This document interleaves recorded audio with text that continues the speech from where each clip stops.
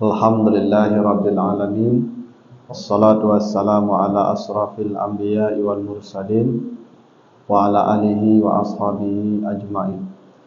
Bapak, ibu, kaum muslimin, jamaah salat maghrib yang dimuliakan Allah, kembali kita bersyukur pada Allah atas segala karunia-Nya. Salawat dan salam untuk Nabi kita Muhammad sallallahu alaihi wasallam.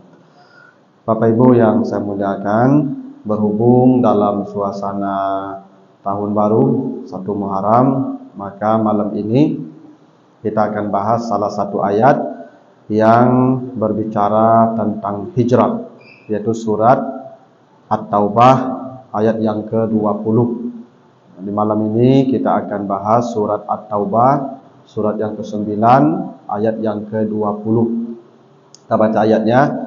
A'udzubillahi minasyaitonirrajim. Allazina amanu wa hajaru wa jahadu fi sabilillah bi amwalihim wa anfusihim a'zamu darajatan indallah wa ulaika humul faizun. Artinya, orang-orang yang beriman dan mereka hijrah, lalu mereka berkorban di jalan Allah dengan harta dan jiwa mereka, merekalah yang mendapat derajat tertinggi di sisi Allah, dan merekalah orang-orang yang berhasil, yang sukses atau yang menang. Nah, itu terjemahan surat At-Taubah ayat yang ke-20. Jadi ini ayat yang menjelaskan tentang peristiwa hijrah Nabi Muhammad dan para sahabat dari Makkah ke Madinah yang terjadi tahun 622 Masehi, tepatnya di bulan Rabiul Awal. Nah, jadi peristiwa hijrah itu tidak terjadi di bulan Muharram, ya. Hijrah itu terjadinya di bulan Rabiul Awal, bukan di bulan Muharram. Nabi berangkat dari Makkah tanggal 29 Safar. Tapi kemudian Nabi bersembunyi dulu di Gua Sur bersama Abu Bakar untuk mengelabuhi orang-orang Quraisy yang mengejar. Karena kalau langsung lari ke Madinah, nanti pasti ditemukan. Karena mencari orang di padang pasir itu murah, ada jejak kakinya.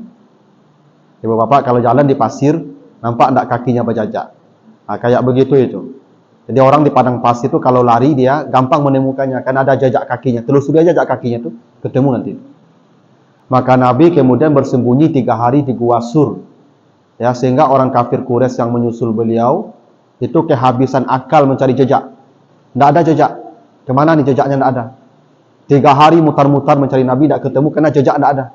Padahal Nabi dalam lubang batu tuh di Gua Sur. Nah, setelah aman mereka putus asa pulang, dan lagi yang mencari. Barulah Nabi dan Abu Bakar berangkat tanggal 2 Rabiul Awal. Sampai di Kuba tanggal 8. Di Kuba Nabi istirahat 3 hari. Ya. Dan membangun masjid, itu masjid tertua yang dipuji dalam Al-Quran. Masjid yang dibangun atas dasar ketakwaan. Masjid Kuba namanya. Nah, tanggal 11 baru Nabi berangkat ke Madinah. Tanggal 12 baru sampai di Madinah.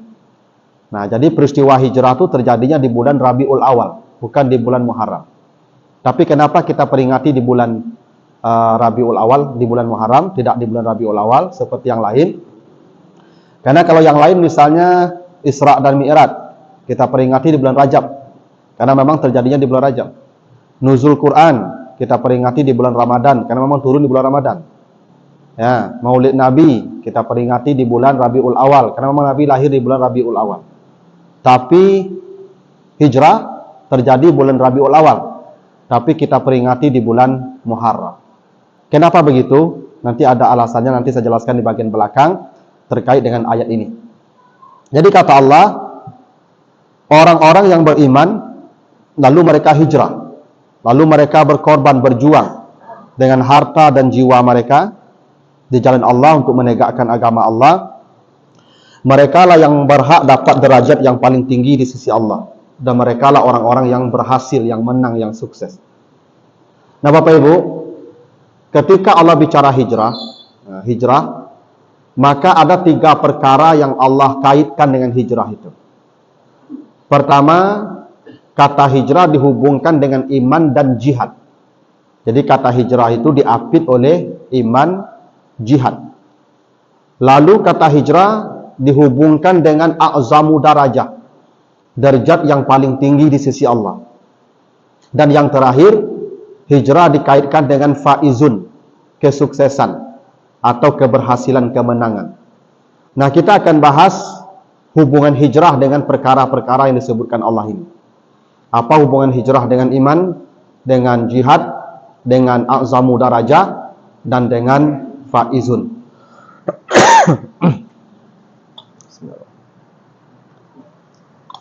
Apa ibu ya? Ini agak flu. Nah, pertama, hubungan antara hijrah dan iman. Kenapa ketika bicara hijrah, Allah menyebutkan iman dulu di awal. Allazina amanu wa hajaru. Orang-orang yang beriman, mereka hijrah. Kenapa hijrah dimulai dengan keimanan? Karena hijrah itu perkara berat. Tidak banyak yang berani hijrah. Karena hijrah itu konsekuensinya di masa itu, Ibu ya. Kalau orang ini hijrah ke Madinah, dia meninggalkan semua harta kekayaannya. Tidak ada satu pun yang dibawa kecuali baju yang melekat di badan. Itu aturannya begitu. Dan harta yang ditinggalkan di Makkah dirampas dan diambil oleh orang Makkah. Maka kondisi seperti itu menuntut keimanan yang sempurna. Orang yang imannya masih kurang pas, itu batal hijrah. Tidak jadi hijrah. Itu makanya Bapak dan Ibu, coba baca nanti asbab nuzul surat At-Taghabun ayat 14. Jadi surat At-Taghabun ayat 14, Allah mengatakan begini. Ya ayyuhallazina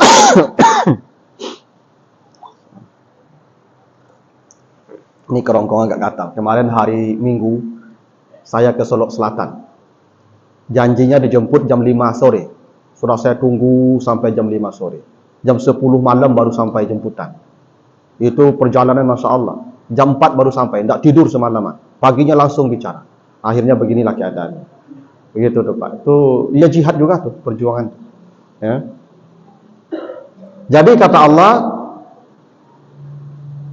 hai orang-orang yang beriman, inna min azwajikum wa auladikum aduwwan lakum fahzaruhum. Hai orang-orang yang beriman, sesungguhnya istrimu adalah musuh bagimu, maka waspadai mereka. Tuh Allah sebut begitu ya.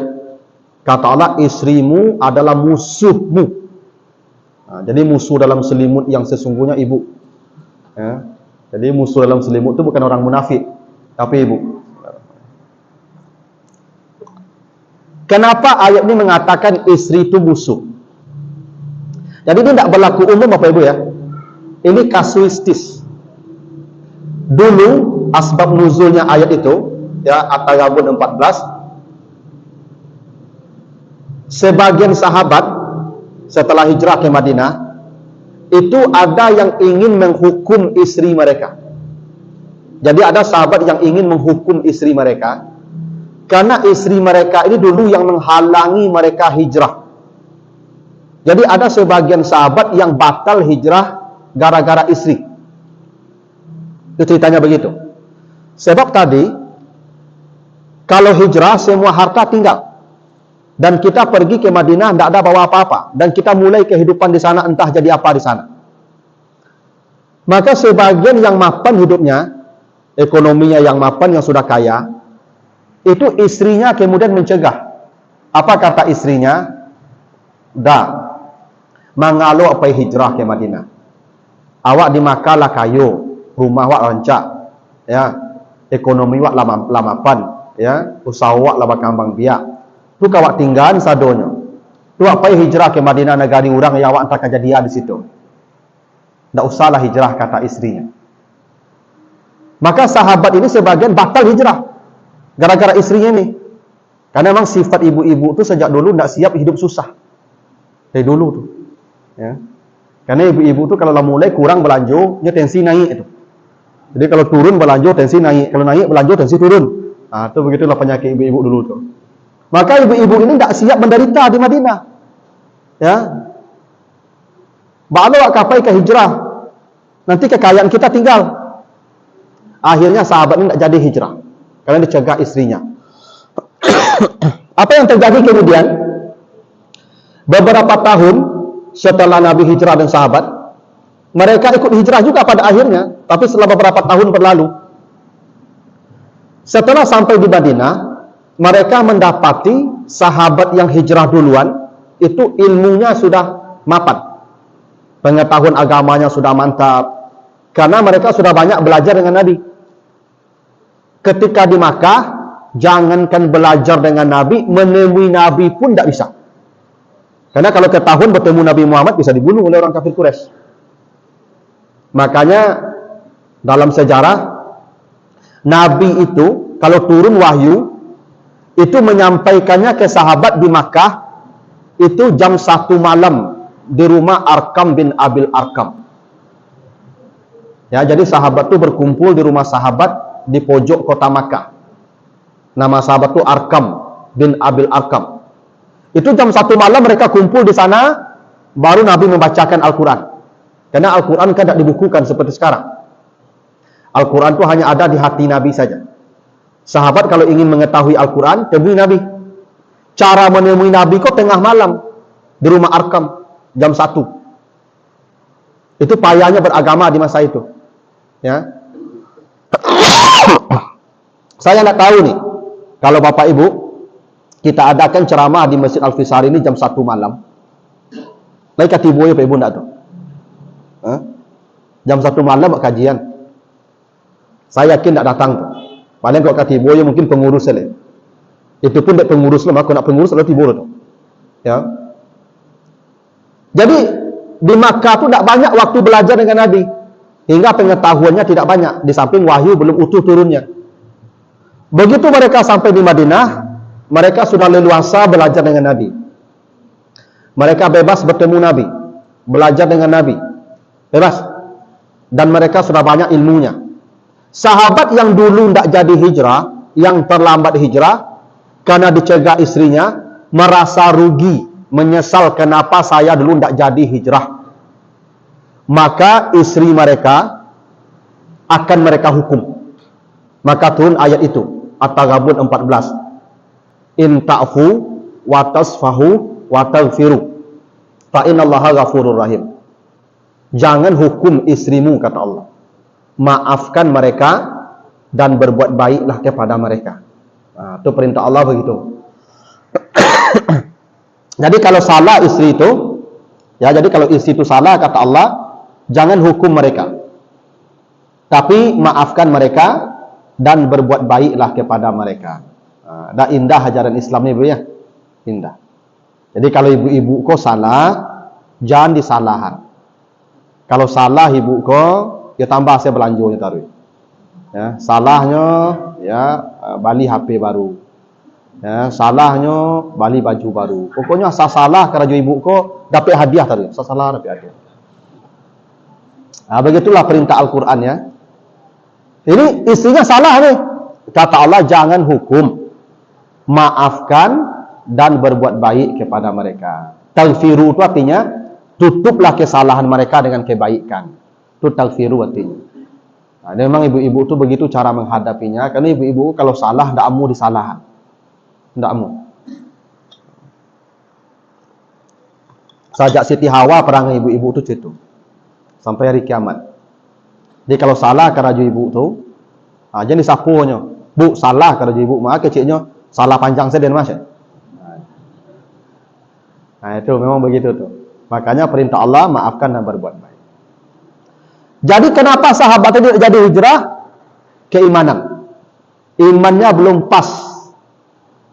Kalau imannya pas, contohnya Abdurrahman bin Auf. Abdurrahman bin Auf itu manusia terkaya di Makkah. Kaya sekali Abdurrahman bin Auf itu. Ketika dia hendak berangkat hijrah, itu orang-orang kafir Quraisy apa katanya kepada Abdurrahman bin Auf? Abdurrahman, engkau kalau mau hijrah, tidak apa-apa, hijrahlah. Tapi hartamu kami ambil semua. Apa kata Abdurrahman bin Auf? Iman saya lebih bernilai dari harta saya. Ambillah. Jangan iman saya ambil, harta saya ambil. Itu bukti hijrah itu butuh keimanan. Orang yang imannya belum pas, tidak akan hijrah. Karena hijrah itu tidak mudah, Pak Ibu. Tidak mudah hijrah itu. Bahkan hijrah dari hal-hal yang kebiasaan-kebiasaan buruk saja tidak mudah. Tidak mudah, Pak. Karena hijrah itu ada yang hijrah fisik. Kalau ayatnya hijrah fisik nih. Tapi ada hijrah perilaku. Karena kata hijrah sudah ada di wahyu kedua, surat Al-Mudassir. Ya. Bapak Ibu kalau baca surat Al-Mudassir, ayat yang keempat, kata Allah apa? Warujza fahjur. Dari hal-hal yang buruk, maka hijrahlah, kata Allah.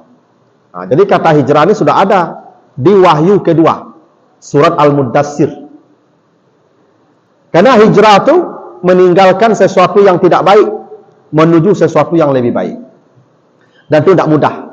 Kalau imannya, keyakinannya tidak pas, tidak jadi hijrah. Apa-apa yang perokok, hijrah dari rokok itu tidak mudah, Pak.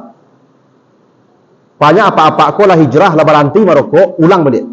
Bahkan itu datang lo kawan menjondor ke rokok, lihat. Coba lah gak sebatang lain, jadi berhenti loh, Pak. Ya. Kenapa? Imannya belum kokoh. Ya. Jadi sebenarnya apa-apa hijrah lain yang perokok tuh. Ya, berhenti lah, hijrah lah. Ya. Warujza fahjur, hijrah dari hal-hal yang tidak baik, hijrah. Ya. Ya bisa. Bisa hijrah tuh. Kenapa tidak bisa? Dulu apa-apa lahir merokok tuh. Ada apa ketika lu pecotang serokok di bibir langsung? Enggak lah. Merokok kok lah kudian kok. Sesuatu yang tidak dibawa lahir itu bisa dihilangkan. Hijrah. Tapi hijrah itu butuh keimanan. Butuh keyakinan. Kalau iman tidak pas, tidak jadi hijrah. Kakek ambo, Ibu, parokok. Kau cerita sepupu ambo kok. Dulu ditagani ke kakak-kakak ambo parokok. Ya. Apa kecek kakak ambo kek? Ya, gak, dia mah jangan rokok-rokok je lah. Allah lah tu. Gaib mah. Kecek beliau. Dan dia angai. Ketika muda dulu aja. Jo nenek angko sebulan tak bersobok taluk dan. Tapi kok jo rokok ko sehari tak bersobok mati dan kau. Kan bayu orang perokok ya. Begitulah. Jadi itu alasannya kenapa kata hijrah dihubungkan dengan iman. Karena hanya iman-iman yang sudah pas yang ketika itu yang berhasil hijrah. Yang ditinggalkan tuh semua, anak-anak pun ditinggalkan, suami pun ditinggalkan yang beda keyakinan. Ya. Tidak sedikit perempuan-perempuan yang hijrah terpisah dari suami dan anak-anaknya. Dan itu tidak perkara mudah. Hanya keimanan yang bisa membuat mereka hijrah. Lalu hijrah itu dihubungkan dengan jihad. Wajahadu. Jihad dan pengorbanan dengan harta dan nyawa. Bapak Ibu, ada hal yang menarik begini. Peristiwa hijrah kita bicarakan 20 hari setelah berkorban. 10 Zulhijjah kita berkorban. 20 hari kemudian kita bicara hijrah. Apa hubungan hijrah dengan korban? Bakok badakok. Bakok badakok hijrah aja korban. Korban itu ya korban. Memotong semua kebahagiaan, kenikmatan, ya kesenangan dipotong. Itu namanya korban. Demi tegaknya agama Allah. Kalau Bapak Ibu ingin tahu siapa manusia yang paling hebat korbannya untuk agama Allah, baca sejarah semua sahabat yang ikut hijrah, mereka lah di level 1. Kalau Bapak Ibu ingin tahu siapa orang-orang yang paling hebat korbannya untuk agama, itulah mereka yang ikut hijrah. Tidak ada manusia di muka bumi yang berkorban sebesar mereka untuk agama mereka. Tidak ada. Ya. Itu kenapa kata hijrah dihubungkan dengan kata korban, perjuangan, jihad. Coba Bapak baca sejarah. Siapa yang ikut hijrah? Misalnya Abu Bakar. Abu Bakar itu orang terakhir hijrah, Bapak ya. Karena semua sahabat ketika turun ayat ini, kata Nabi hijrah. hijrah, pindah. Semua hijrah. Dan hijrah itu apa ibu? Tidak siang. Kalau siang lari, dibunuh. Meninggalkan kota Makkah itu tidak mudah. Ditunggu semua orang tidur di kota Makkah, hening, baru berangkat satu-satu ke Madinah. Malam, dan termasuk Nabi pun hijrahnya malam. Tidak ada yang berani hijrah siang tuh, ibu. Hanya satu sahabat yang berani hijrah siang hari, Umar bin Khattab. Hanya satu-satunya Umar yang hijrahnya di siang hari. Selebihnya tengah malam. Karena Umar ko bagak. Jadi Umar ko ketika hijrah, pagi itu, nyoturi orang-orang bagak di Makkah lu. Hoi, dan ke hijrah biku. Siapa yang ingin anaknya jadi anak yatim. Siapa yang ingin istri jadi jando. Tamu yang mau di balik bukit tu.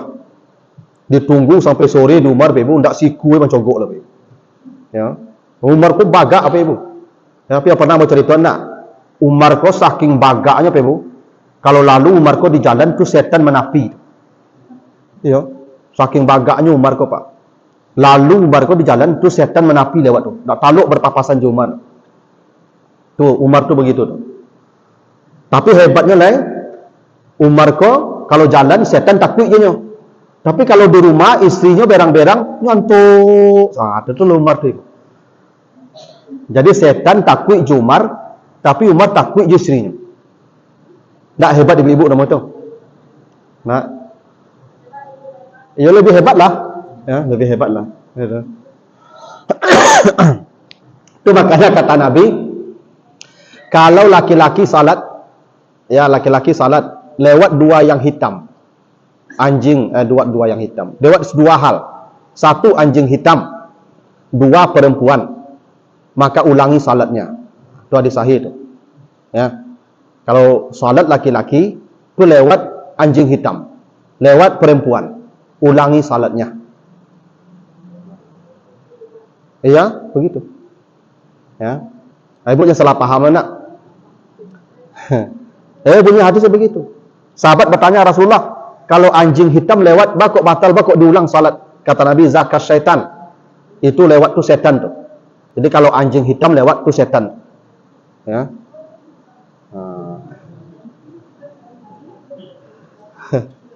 Ya begitulah. Itu kenapa ibu-ibu kalau imamnya salah, laki-laki subhanallah. Kalau ibu boleh baca subhanallah. Maka tidak boleh subhanallah, makin sasik imam tu beko. Karena ibuku lebih dahsyat daripada apa tadi? Apa nama itu? Ya. Iya, godaannya itu lebih dahsyat. Ya. Ambo kalau jadi imam tu sasik, ambo baca ayat. Baca gerakkan ambo. Dan ibu-ibu di belakang, subhanallah. Ambo dan berfikir ba'a bantuan di belakang tu. Tambah sasik, ambo percaya oleh ibu kamu. Karena kata Allah begitu. Inna kaidas syaitan kana dha'ifa. Tu An-Nisa ya. Bujuk rayu, tipuan setan itu sangat lemah. Lemah. Tipuan setan itu lemah. Lemah. Tapi kata Allah di surat Yusuf, inna kaidakunna azim. Godaan perempuan itu sangat kuat. Azim. Kalau setan, dia datang bisik-bisik, was-was. Lalu kata kalau kita baca a'udzubillahi minasyaitonirrajim, dia lari. Lari dia tu. Kalau ibu-ibu datang baca auzubillah, senyum ni. Dah taluk ke ibu dah auzubillah dah tu. Anda kuat ibu nama itu. Itu kenapa ibu-ibu ketika kita berlindung ya dari godaan setan, itu kata kerja. A'udzubillahi minasyaitonirrajim. Itu kata kerja tu. A'udzu itu kata kerja, fi'il namanya, verba. Tapi kalau berlindung dari wanita, nanti baca surat Yusuf. Ketika Yusuf digoda Zuleha, bukan a'udzubillah, ma'azallah. Batuka jadi kata benda, isim, kata benda, non. Untuk menunjukkan sifat mutlak. Jadi godaan perempuan itu memang mutlak sifatnya. Lebih hebat daripada gangguan setan. Itu kenapa tadi setan kalau Umar lewat, ya kan? Takutnya. Tapi kalau orang rumahnya berang-berang, Umar lo takut untuk semua. Maka pernah ada satu kejadian, Ibu. Jadi ada sahabat kapai curhat ke Umar. Mau sahabat kau dapat istri penyerengih, istri kau cerewet, pemberang, penjawet. Karena Ibu ada cucu tu. Nampak kalimat mengeceknya, 2 jam dah sudah-sudah. Dapatlah istri model itu mengadu ke Umar, Umar khalifah kau, presiden, curhat, baca cara menghadapi istri yang model itu. Jalan ke mungkur rumah Umar, tiba di mungkur rumah Umar, jadi karena Umar sedangkan berang di istrinya. Antu sahabat kau payah lagi tak mau laganya. Awak payahnya lebih payah dari awak lagi. Nampak payah? Panggil Umar, mari. Datang sahabat tu balik. Kemangan aku cik Umar. Ambo kecurhatkan kau. Baca cara menghadapi istri yang cerewet. Berang-berang saja kamu tiap hari. Baca cara menghadapinya. Tapi tadi ambo calik-calik engkau lebih baik dari yang boleh. Dia kata sahabat Umar, bako ndak engkau lawan. Bako antuk engkau. Apa kata Umar? Saya bukan tak mampu melawan istri saya itu. Cuman saya membiarkan saja dia marah. Kenapa? Karena marah istri saya itu belum sebanding dengan lelah dia setiap hari. Istri saya itu dia lelah itu. Dari pagi, dari subuh sampai tengah malam tak berhenti kerajuk. Nah, jadi baban bariknya itu akumulasinya marah. Maka biarkannya marah, lapin sumbek lu. Pekolah berhentinya marah tu nyantuk surang selalu. Ibu-ibu tu betul cara menghadapinya, Pak. Jadi kalau berang ibu-ibu kau wak cadi saja, Pak. Cadi. Paling ibu kau panik surang tu, berhenti tu. Ya, kau nak menjauh, paling dia tanya, "Bak antuk sudah." Itu tu Pak. Tu Umar begitu tu Pak. Jadi Umar kau kareh, tapi kaisri sabana lembut. Itulah hebatnya Umar bin Khattab ya. Kalau semua orang seperti Umar ni, ibu, ada tak perceraian di muka bumi? Tak ada. Kalau semua laki-laki seperti Umar, tak ada perceraian itu. Ya, dia perceraian kau tak mau mengalah ego. Umar tak, berang istrinya untuk begitu. Hanya Umar yang hijrah siang. Semua hijrah malam, termasuk Nabi. Jadi di malam Nabi hijrah tu, ibu, ini rumah Nabi dikepung. Karena orang-orang Quraisy sudah sepakat siangnya. Rumah Muhammad kepung. Utus satu suku, satu pemuda. Senjatai. Apapun yang terjadi, asal keluar rumah, dia bunuh. Tak ada untuk balas tu. Kenapa? Semua suku sepakat. Itu rumah Nabi dikepung. Pagar betis. Sampai tengah malam Nabi tak bisa keluar. Akhirnya Nabi pusing. Bersama Abu Bakar. Baca cara keluar rumah tu. Rumah dah dikapung. Maka turun surat Yasin. Wa ja'alna min baini aydihim saddaw wa min khalfihim saddam fa'agsaynahum fahum la yubsirun. Kami jadikan tutup di depan mereka, tutup di belakang mereka, kami kunci mata mereka dan mereka tidak melihat apa-apa. Itu ayat turun di malam rumah Nabi dikepung saat berangkat hijrah. Begitu Nabi membaca ayat itu, yang mengepung rumah Nabi itu tertidur semua tiba-tiba. Itu ceritanya. Jadi ayat ini ayat hipnotis. Ya. Jadi kalau apa-apa menyerengi-nyerengi di rumah beko, baca ayat tu. Tak kalau jangan song. Saya lah. Tu yakin bacanya Ibu. Wa ja'alna min baini aydihim saddaw wa min khalfihim saddam fa aghshaynahum la yubsirun. Kalau itu dibaca itu hipnotis. Ya. Itu ibu semangat bertanya mungkin ke coba kapak beko kok.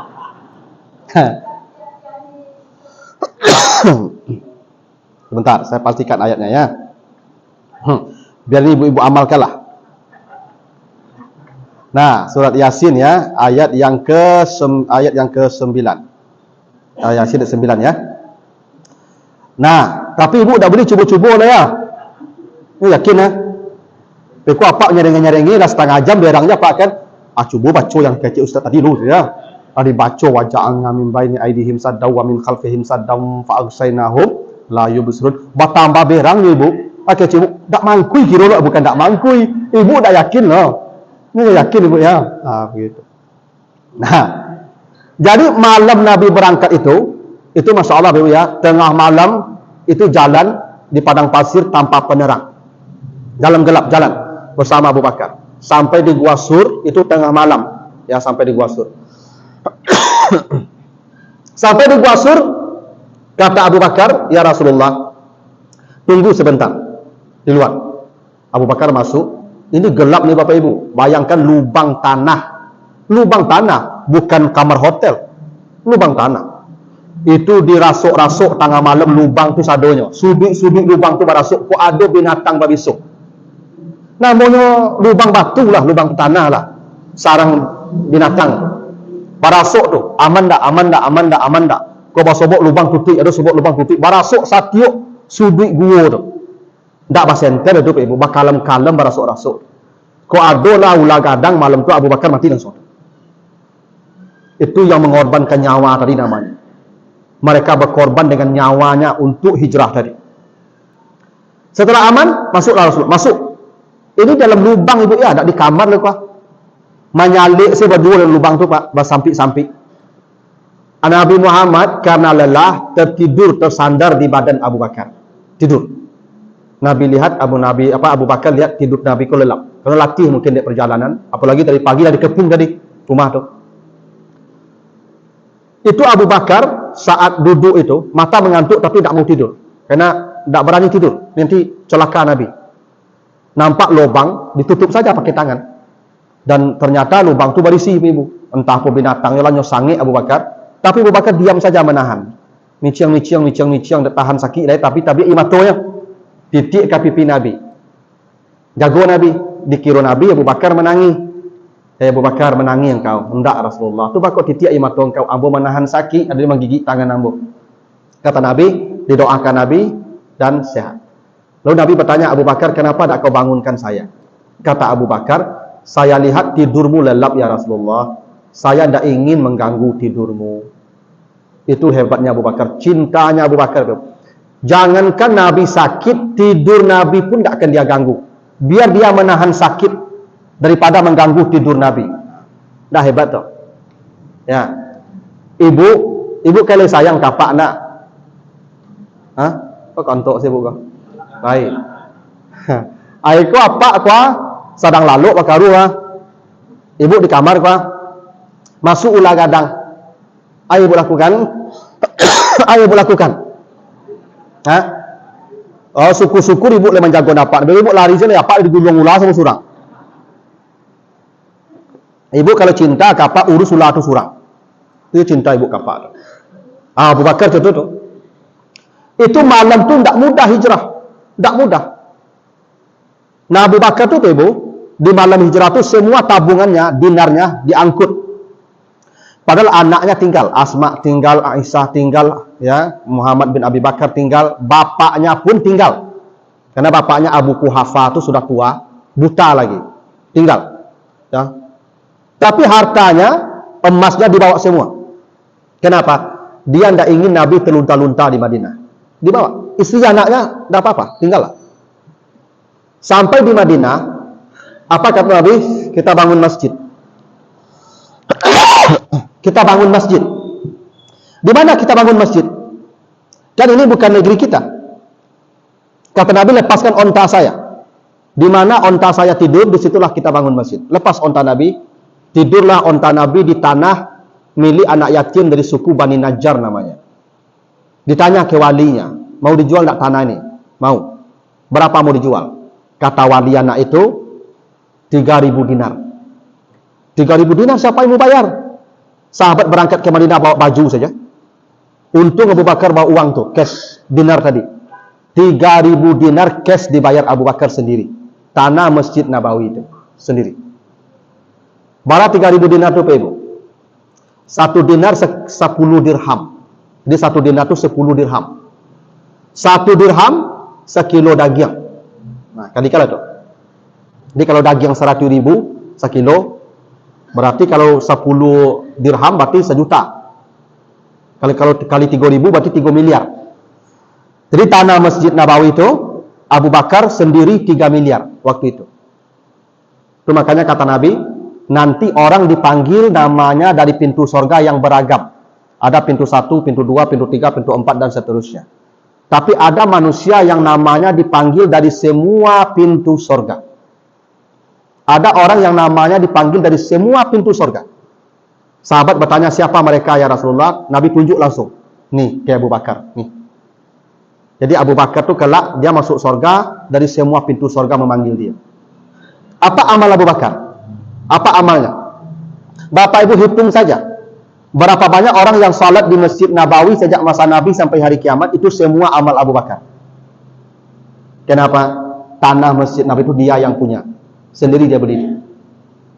Itu makanya kata Nabi, siapa yang pertama diamankan Allah setelah dia mati, sampai nanti hari berhisab, man bana masjidan. Ya, ada 7 manusia yang diamankan.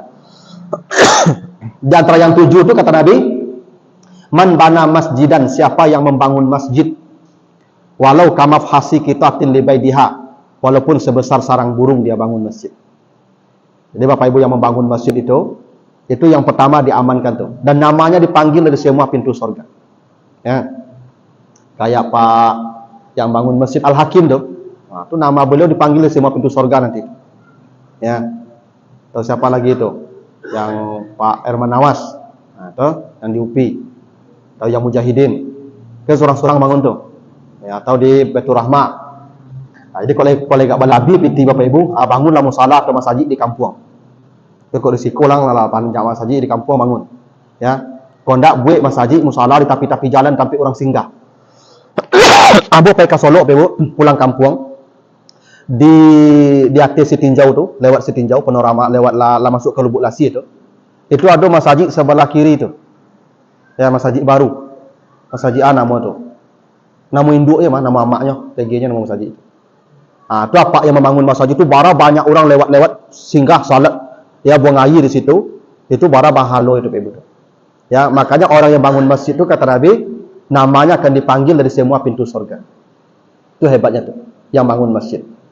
Ya, ambo hanya bisa menyuruh Bapak Ibunya, kalau ambo tidak bisa bangun masjid dah.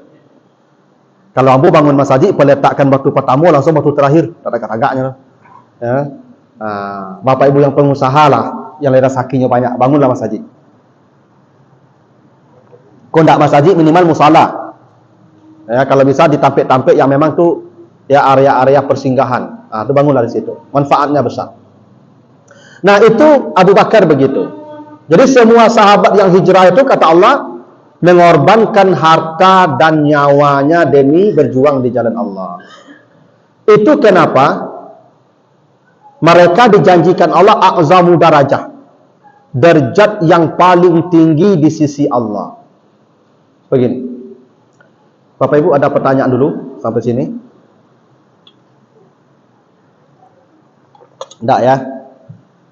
Begini Bapak Ibu, kenapa penduduk surga itu 2? Penduduk neraka itu 1. Baca di Al-Waqi'ah nanti. Ayat 8 sampai 10. Fa ashabul maimana ma ashabul maimana. Wa ashabul mas'amah ma ashabul mas'amah. Jadi ada golongan kanan kata Allah. Golongan kanan ini ke surga ini. Ada golongan kiri. Golongan kiri ke neraka. Kan sudah pas, tempat kan cuma 2. Yang kanan ke surga, yang kiri ke neraka. Kan sudah selesai. Tapi ada kelompok ketiga, namanya was-sabiqunas sabiqun. Ada kelompok yang paling dulu masuk surga, paling cepat sampai di surga, paling tinggi surganya, paling luas surganya, paling mewah surganya. Namanya as-sabiqunas sabiqun. Siapa mereka yang as-sabiqunas sabiqun itu Bapak Ibu? Sullatun minal awalin wa qalilum minal akhirin. Yang paling banyak kelompok as-sabiquna sabiqun itu yang di awal-awal masuk Islam bersama Nabi. Sedikit mereka yang hidup setelah Nabi. Jadi kita ini Bapak Ibu hanya sedikit yang bisa masuk as-sabiquna sabiqun. Yang banyak mereka yang awal. Kenapa? Karena jihad mereka yang awal masuk Islam itu dengan kita yang hari ini tidak sebanding. Awak bagamu kok terlalu mudah Bapak Ibu. Awak masjid di sudut-sudut rumah Bapak Ibu. Dulu masjid jauh Bapak Ibu. Lampu tidak ada, listrik tidak ada, mic tidak ada. Tapi para sahabat kadang berjalan kaki sampai 2 jam, 3 jam untuk datang ke masjid. Di masa awal-awal Islam itu Bapak Ibu, ketika Masjid Nabawi baru dibangun. Ambo tak yakin Bapak Ibu. Kalau Bapak Ibu berjalan ke masjid kok sajam mereka sampai ke masjid tidak. Tidak mudah Bapak Ibu. Mereka beragama itu dalam ancaman dulu. Nyawa mereka terancam. Makanya mereka dijanjikan surga yang paling tinggi. Namanya as-sabiqun as-sabiqun. Dan memang surganya tidak sama Pak. Bacalah di Al-Waqi'ah itu. Misalnya Ashabul Maimanah, janji Allah wa furusim marfu'ah. Mereka dikasih kasur-kasur yang tinggi. Nah, jadi Ashabul Yamin dapat kasur yang tinggi. Yang tinggi kasurnya kata Nabi perjalanan 500 tahun. Tinggi. Tapi kalau as-sabiqun as-sabiqun, kasurnya bukan hanya tinggi, ala sururim mauduna. Kasurnya semua emas. Lepas apa yang jelek kasur ame. Di surga besok ada kasur ame. Ame kasurnya. Lain tak karih tu Ustaz, ame tu. Ada ame lunak situ. Ini di dunia aku nang karih ame ada Pak Ibu. Kalau di surga tu ada ame lunak, ame lembut. Coba tak besok. Percaya Pak Ibu. Ya. Masuklah dulu. Nampak besok tu. Itu kenapa Ibu-ibu manusia itu ketika digiring ke surga, wasiqal ladzina taqaw rabbahum ilal jannati zumara hatta iza ja'uha wa futihat abwabuha. Ketika manusia sampai di depan pintu surga, dibukakan pintu surga itu kata Nabi, manusia itu terdiam 70 tahun. Di ketika pintu surga dibukakan Allah, maka penghuni surga itu mengangu 70 tahun. 70 tahun mengangu Ustaz. Ya. Lain tak panik Ustaz? Tak. Ya, kalau mencari keindahan itu tak ada panik lah Pak Ibu. Kalau tampak yang indah panik tak ada lah. Kira anak-anak awak nonton film kartun, dia terasa paniknya tu. Kenapa? Nikmat. Makanya ada orang kalau mati tak sakit matinya Pak Ibu. Mati itu sakit tu. Tapi ada orang mati tak sakit. Siapa yang mati tak sakit ketika dipertontonkan surga kepadanya? Itu baca di surah Allah, di surah Fussilat ya, ayat 30. Ada orang matinya terlalu indah. Bagaimana matinya yang indah itu? Datang malaikat mempertontonkan surga. Nih. Ketika dia enak menonton surga itu, dicabut. Tidak terasa sakit. Ya. Ibu, kalau nonton sinetron yang ke-7 itu, segadangnya kelingking nyamuk di kaki, terasa enak. Nikmat. Itu makanya Nabi itu dulu. Dan Nabi itu kok salat sampai bangkak kaki beliau. Kata Aisyah, kaki Nabi itu bangkak-bangkak kalau salat malam. Karena jangan tanya panjang dan lamanya. Karena Nabi kalau salat malam Al-Baqarah dan Ali Imran itu 1 rakaat. Beda Jawa inna atena kulullah 2 rakaat. Ya. Bahkan nak terasa barik Nabi, nak terasa panik. Karena nikmat. Orang kalau menikmati sesuatu tidak ada terasa apa-apa. Makanya ibu-ibu kalau menikmati pengajian itu sajam pun tidak terasa itu. Tapi kalau tidak nikmat pengajian kok kalau masuk panjang sedikit. Kamu nak menuduh ibu kau lah, ya, nak nikmat di pengajian lah. Tapi begitulah, ya. Ada orang mati tidak terasa sakit, mati kenapa? Surga dipertontonkan nih. Nah besok ketika manusia diperlihatkan surga, dibukakan pintu surga, manusia bingung 70 tahun lamanya. Itu surga paling rendah, apalagi surganya as-sabiqun as-sabiqun. Kenapa? Jihad mereka untuk agama Allah tidak sama dengan kita, beda. Nah makanya kata Allah, wa ulaika humul faizun. Mereka lah orang-orang yang paling sukses. Jadi sukses itu bukan harta yang melimpah, bukan jabatan.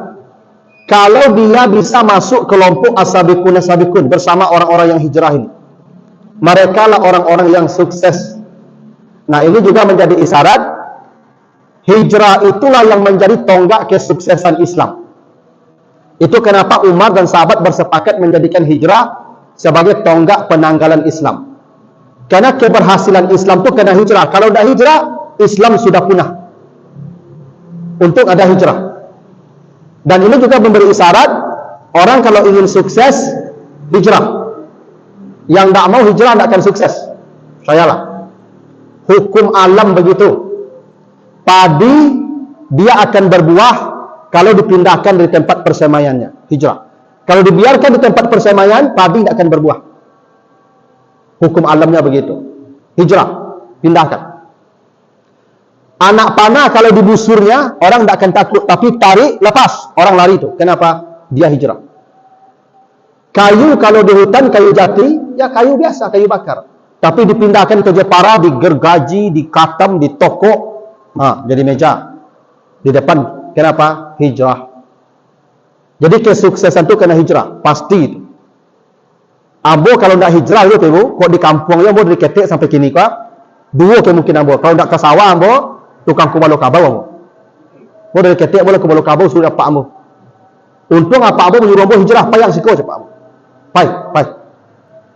Sehingga dari hijrah itu ambo duduk di siko. Kalau ambo di kampungnya dari ketek sampai gaek, tidak mungkin ambo ceramah apa. Mustahil rasanya itu. Jadi hijrah itu penting untuk sukses. Penting. Baca sejarah orang-orang hebat, semuanya mereka hijrah. Makanya Imam Syafi'i lahir di Makkah, nanti meninggalnya di Mesir. Buya Hamka lahir di sini, nanti di sana meninggalnya. Nabi Muhammad lahir di Makkah, nanti di Madinah meninggalnya. Itu sunatullah itu, Pak Ibu. Ini sebab tua orang kau tak tiba di kampung. Ambo kalau di kampung tak bertuah, Pak Ibu. Tak. Ambo kalau ceramah di kampung ambo, kecil orang kampung saya ceramah. Anak si Anu. Oh, anak si Anu. Jale sudut mendu ada waktu mak. Itu kecil orang kampung. Kalau si kau mau ceramah, Pak Ibu, duduk Pak Ibu nangamu. Maka itu tak jale sudut mendu ambo Pak Ibu lah. Itu. Ya dia makan tak jale duduk kan? Itu maka Ibu nangam mau ngecek tu. Kalau tua orang kau tak di kampung, di bawah tua kau di negara orang. Awak batua kau di tempat lain. Kalau pulang ke kampung, busuk. Air kau dua. Kalau air kau tanang tak mengalir, no, busuk. Pasti itu. Kapan air bersih, biarkan dia mengalir. Hijrah. Sunatullah begitu. Ambo kini kau santiang ambo Pak Ibu, hebat ambo Pak Ibu. Ya toh? Tapi kau pulang kampung ambo, seminggu elok hidup sana, minggu kedua cekak itu. Ya toh? Jadi Pak Ibu jangan pulang kampung lah pensiun yang tok selesai kau sampai mati. Ya toh?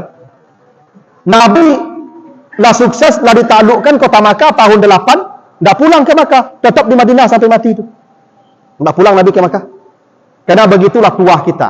Tuah awak kau tak muncul di kampung halaman. Tuah awak tumpu di negara orang. 3 balik tahun Nabi berdakwah di Makkah, kampung halaman gagal. Di Madinah 10 tahun seluruh jazirah Arab ya ikut beliau. Dah hebat hijrah itu. Hijrah. Maka anak bapak ibu, cucu bapak ibu kok jadi orang campaan. Campaan. Jangan dikapi-kapinya. Anak kalau dikapi induk tak akan kadang. Tak akan jadi orang loh. Bantu saya bantu orangnya, saya lah. Ya. Kok jadi orang anakku campaan, hijrahkan. Itu hukum alam begitu. Itu kenapa kata hijrah dihubungkan dengan faizun, kemenangan. Begitu. Nah, cukuplah dulu begitu, Bapak Ibu ya. Ambo yakin ibu-ibu pasti yang ayat tadi apa kok. Ya, nenci itu pasti dipaci itu. Ya, itu menaklukkan apa-apa kalau berang. Begitu kita tutup dengan doa kafarat. Subhanakallahumma wa bihamdika asyhadu an la ilaha illa anta astaghfiruka wa atubu ilaika. Wassalamualaikum warahmatullahi wabarakatuh.